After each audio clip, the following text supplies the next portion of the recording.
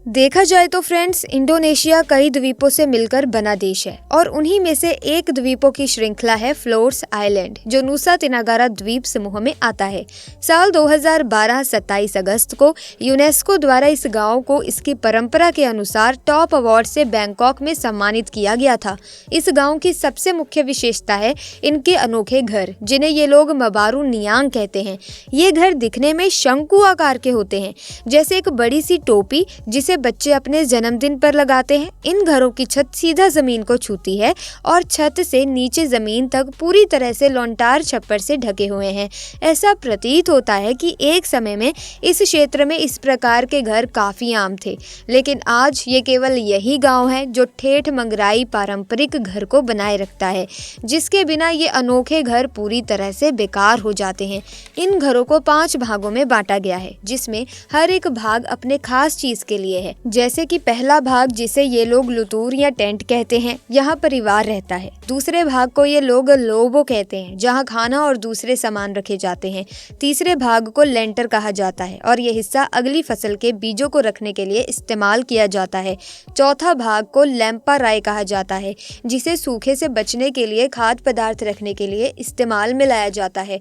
और आखिरी में 5वां और घर का सबसे ऊपरी भाग आता है, जिसे हेकांग कोडे कहा जाता है। ये लोग इस भाग को सबसे पवित्र मानते हैं और यहाँ अपने पूर्वजों को प्रसाद चढ़ाते हैं। तो दोस्तों, इस गांव का नाम है वेरबो गांव। इस वेरबो गांव में केवल 7 घर हैं। इसके अलावा एक घर और है जहां गांव के सभी लोग अपने त्योहार, समारोह और अनुष्ठान के लिए इकट्ठा होते हैं।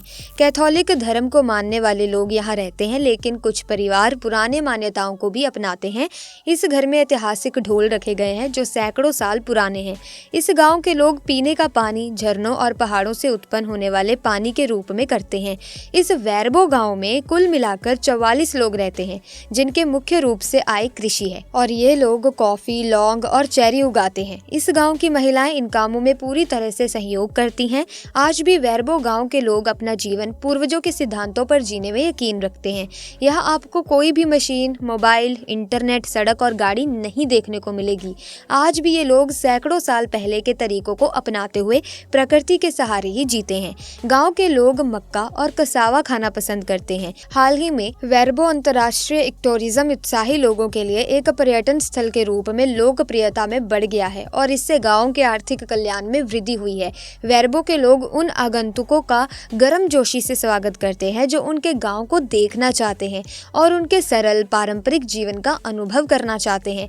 कुछ सालों में जब बाहरी लोगों ने इस गांव के बारे में जाना तो वो यहाँ टूरिस्ट बनकर आए और कुछ दिन रहने के बाद उनका कहना था कि इससे पहले कभी भी ऐसा उन्होंने अनुभव महसूस ही नहीं किया। शांति और प्राकृतिक सुंदरता के एहसास इससे बेहतर कहीं और हो ही नहीं सकता। यहाँ के लोग काफी मिलनसार होते हैं और बाहर के लोगों को एक अलग दुनिया का एहसास करने में भी साथ देते हैं। अगर आप कभी इंडोनेशिया के सफर पर निकले तो इस वेरबो विलेज को विजिट करना ना भूलें। आपको ऐसी जगह, ऐसी परंपरा, ऐसे घर, ऐसे लोग पहले कभी देखने को नहीं मिलेंगे। आपको जानकर और हैरानी होगी कि इस गांव में मुख्य रूप से केवल 7 घर हैं। वेरबो गांव के सबसे नजदीक देंगे विलेज जाता है, जहां पैदल चलकर ही 4 से 5 घंटे में पहुंचा जा सकता है। वेरबो पूरी तरह से मनोरम पहाड़ों और तोड़ों के घने जंगलों से घिरा हुआ है। इस अविश्वसनीय गाँव में उष्णकटिबंधीय जंगल और वनस्पति भरपूर मात्रा में मिलती है। इस गाँव में मोबाइल के नेटवर्क भी नहीं आते और बिजली केवल शाम को 6 बजे से रात के 9 बजे तक आती है। इस गांव का निर्माण एम्पू मारो ने 900 साल पहले अपनी पत्नी के साथ किया था और आज यहाँ उनकी 18वीं पीढ़ी के लोग रहते हैं।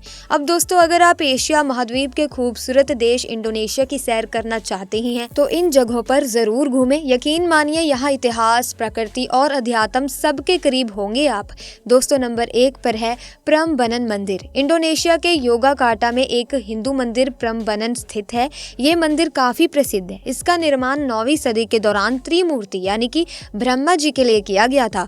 इस मंदिर में सृष्टिकर्ता ब्रह्मा, संरक्षक विष्णु और विनाशक शिव जी की प्रतिमाएं स्थापित हैं। ये यूनेस्को के विश्व धरोहर स्थलों में शामिल हैं। ये मंदिर दक्षिण पूर्व एशिया में सबसे बड़ा हिंदू मंदिर होने के साथ ही प्राचीन वास्तुकला को भी दर्शाता है।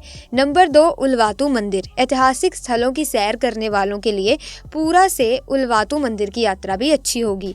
ये शानदार मंदिर भारतीय महासागर से 70 मीटर ऊपर की एक बड़ी बीड़ चुना पत्थर चट्टान चट्टान के किनारे पर स्थित है। बाली में बुकिट प्रायद्वीप में स्थित इस मंदिर का निर्माण 11वीं शताब्दी के करीब हुआ प्रतीत होता है। यहाँ पर सूर्योदय और सूर्यास्त के समय का दृश्य बड़ा सुहाना होता है। नंबर 3, बैतुर रहमान मस्जिद। दोस्तों, इंडोनेशिया की फेमस मस्जिदों में बैतुर रहमान ग्रैंड मस्जिद का नाम शामिल है। यहाँ के खूबसूरत शहर बांदा आके के बीच में है।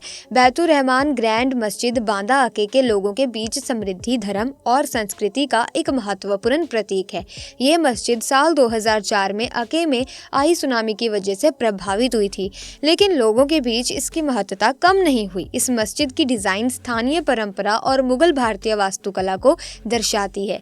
Number 4, mount bromo. इंडोनेशिया के नेचुरल टूरिस्ट अट्रैक्शन की बात करें तो सबसे पहले नाम पूर्वी जावा में स्थित माउंट ब्रोमो का आता है। ये इंडोनेशिया के कई ज्वालामुखी पर्वतों में सबसे ज्यादा लोकप्रिय है।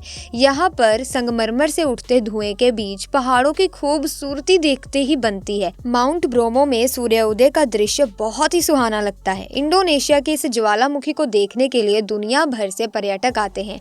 Number 5, Toba lake. यहाँ की नेचुरल ब्यूटीनेस में टोबा लेक का नाम ना आए ऐसा शायद ही हो। इस झील की लंबाई करीब 100 किलोमीटर और चौड़ाई 30 किलोमीटर है। इसकी गहराई की बात करें तो ये करीब 500 मीटर गहरी है। इसे दानो टोबा भी कहते हैं। करीब 70,000 साल पुरानी मानी जाने वाली इस झील में उठने वाला धुआं किसी ज्वालामुखी के विस्फोट जैसा ही लगता है। यहाँ पर बड़ी संख्या में पर्यटक आते हैं।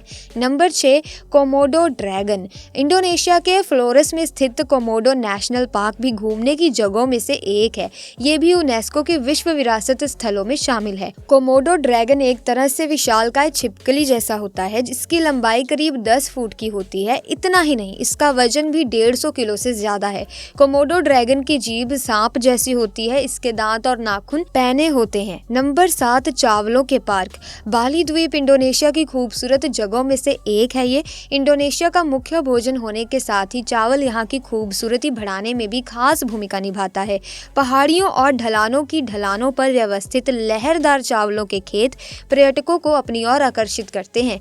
बाली द्वीप पर नारियल के पेड़ के अलावा नाइट लाइफ भी पर्यटकों को बहुत भाती है। नंबर 8, पारंपरिक गांव। तना टोराजा इंडोनेशिया के दक्षिण सुलावेसी प्रांत में स्थित एक पहाड़ी है। ये यहाँ पर पर्यटकों का लोकप्रिय और शांतिमय इलाका है। पहाड़ों के बीच के इस सांस्कृतिक द्वीप की सुंदरता अद्वितीय है। तना टोराजा अपनी समृद्ध संस्कृति, पारंपरिक गांव और आकर्षक समारोह के लिए जाना जाता है। यहाँ इंडोनेशिया आकर अगर यहाँ ना घूमा जाए तो इंडोनेशिया की यात्रा अधूरी ही लगेगी। नंबर 9, समुद्री पार्क। इंडोनेशिया का राजा अम्पेट द्वीप गोताखोरी के लिए जाना जाता है। ये सिर्फ इंडोनेशिया ही नहीं बल्कि पूरे विश्व में इसके लिए अपनी अलग पहचान बन चुकी है। राजा अम्पेट इंडोनेशिया में सबसे बड़ा समुद्री पार्क के रूप में फेमस है। इसमें 1000 से ज्यादा प्रजाति की मछलियाँ, कछुए, शैवाल और सैकड़ों प्रजातियों के मूंगा आदि पाए जाते हैं। ऐसे में समुद्री गोताखोरी करने वालों के लिए ये जगह बहुत अच्छी है। दोस्तों, अगर आपने आज हमारी वीडियो में कुछ नया देखा, कुछ नया सीखा तो इसे एक लाइक तो जरूर करें और ज्यादा से ज्यादा शेयर करें। चैनल को सब्सक्राइब करें ताकि इसी तरह की अमेजिंग और इंटरेस्टिंग वीडियोस की अपडेट आपको मिलती रहे। Thanks for watching.